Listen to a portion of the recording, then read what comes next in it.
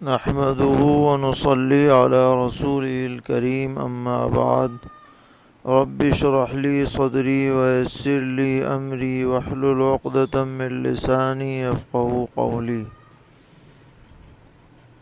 دینی رہنمائی کی مجلس نمبر 218 میں سبھی سامعین کی خدمت میں السلام علیکم ورحمۃ اللہ وبرکاتہ عرض ہے۔ آج کی مجلس کا پہلا سوال یہ ہے کہ ایک عالم صاحب نے بیان میں یہ فرمایا ہے کہ لا حول ولا قوت الا باللہ العزیز الحکیم پڑھنا چاہیے، اور جو مشہور ہے لا حول ولا قوت الا باللہ العلی العظیم، یہ پڑھ تو سکتے ہیں لیکن حدیثوں میں اس کا ذکر نہیں ہے، تو اس بارے میں تحقیق مطلوب ہے کہ حدیث میں کیا الفاظ وارد ہیں۔ تو جواباً عرض ہے کہ بخاری شریف اور دیگر کتابوں میں زیادہ تر لا حول ولا قوت الا باللہ تک الفاظ منقول ہیں۔ البتہ مسلم شریف حدیث نمبر 2699 میں ایک دعائیہ ترتیب میں اخیر کے اندر لا حول ولا قوت الا باللہ العزیز الحکیم کے الفاظ وارد ہیں، اور ابو داؤد شریف حدیث نمبر 832 میں اسی طرح کی ایک روایت میں لا حول ولا قوت الا باللہ العلی العظیم کے الفاظ بھی موجود ہیں۔ اس لیے تینوں طرح سے پڑھنا درست ہے، چاہے لا حول ولا قوت الا باللہ تک پڑھیں یا لا حول ولا قوت الا باللہ العزیز الحکیم پڑھیں یا لا حول ولا قوت الا باللہ العلی العظیم پڑھیں، سب صحیح ہے اور تینوں حدیث سے ثابت ہیں، اور ان کو بعض روایات میں سرور عالم صلی اللہ تعالی علیہ وسلم نے جنت کا عظیم خزانہ قرار دیا ہے، یعنی بہت ہی فضیلت والے یہ کلمات ہیں، ان کا ورد رکھنا چاہیے۔ سوال کرتے ہیں کہ استنجے میں مستعمل ڈھیلا خشک ہونے کے بعد اتفاق سے جیب میں رکھا رہ گیا اور اسی حالت میں نماز پڑھ لی، تو نماز کا کیا حکم ہے؟ جواباً عرض ہے کہ اگر اس ڈھیلے میں 1 درہم سے زیادہ ناپاکی کا اثر تھا تو نماز درست نہیں ہوئی، دوبارہ لوٹائی جائے، اور اگر اس سے کم تھا، معمولی تھا، تو نماز صحیح ہو گئی، اور آئندہ اس کا خیال رکھا جائے کہ ایسا ڈھیلا یا کوئی ناپاک چیز جیب میں نہ رہے۔ سوال کرتے ہیں بعض گھروں میں دیکھا گیا ہے کہ ننگے پیر استنجا خانے میں جاتے ہیں اور پھر وہیں سے واپس آ کر ننگے پیر وضو خانے میں وضو کرتے ہیں، تو کیا اس کی وجہ سے جہاں جہاں ان کا پیر پڑے گا وہ سب ناپاک ہو جائے گا؟ وضاحت فرمائیں۔ جواباً عرض ہے کہ یہ بات تو صحیح ہے کہ استنجا خانے میں جانے کے لیے چپل وغیرہ کا استعمال کرنا چاہیے تاکہ پیشاب وغیرہ کی چھینٹوں سے حفاظت رہے، لیکن اگر بغیر چپل کے استنجا خانے میں چلے گئے اور پھر واپس آ کر وضو سے پہلے یا وضو کرنے کے دوران اچھی طرح سے پیر کو پاک کر لیا گیا تو یہ پیر پاک ہو جاتا ہے، اب مزید وہم نہیں کرنا چاہیے، باقی جتنی احتیاط ہو سکے کر لیں، بلا وجہ وہم نہ کیا جائے۔ سوال کرتے ہیں کہ ایک امام صاحب نے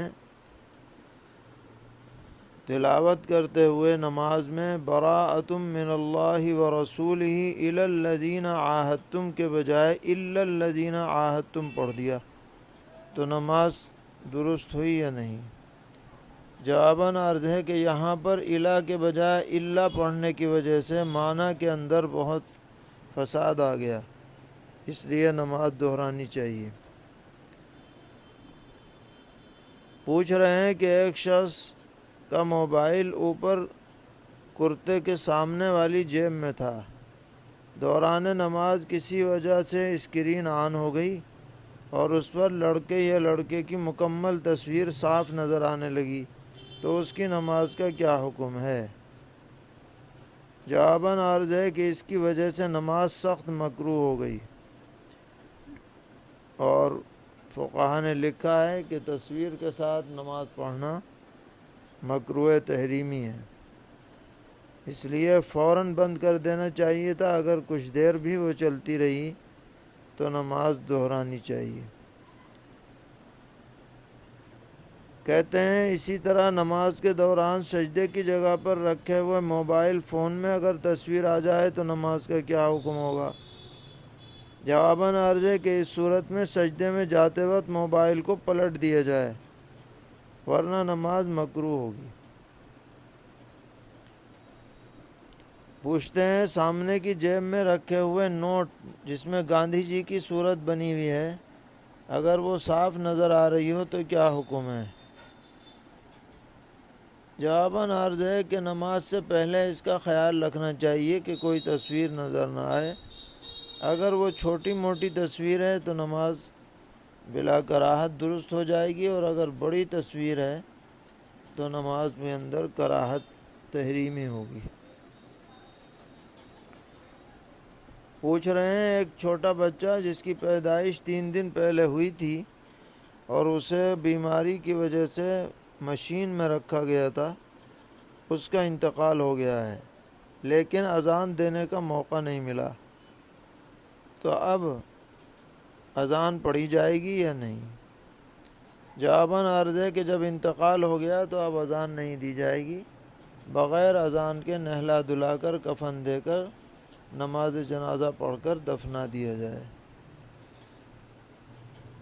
پوچھتے ہیں ایک شخص کا کاروبار ہے کہ وہ گڑ بناتا ہے اور اس کا گڑ کلکتے میں جا کر بیچا جاتا ہے، اور بہت سے خریدنے والے اس گڑ سے شراب بناتے ہیں، تو ایسے لوگوں کو گڑ بیچنا کیسا ہے؟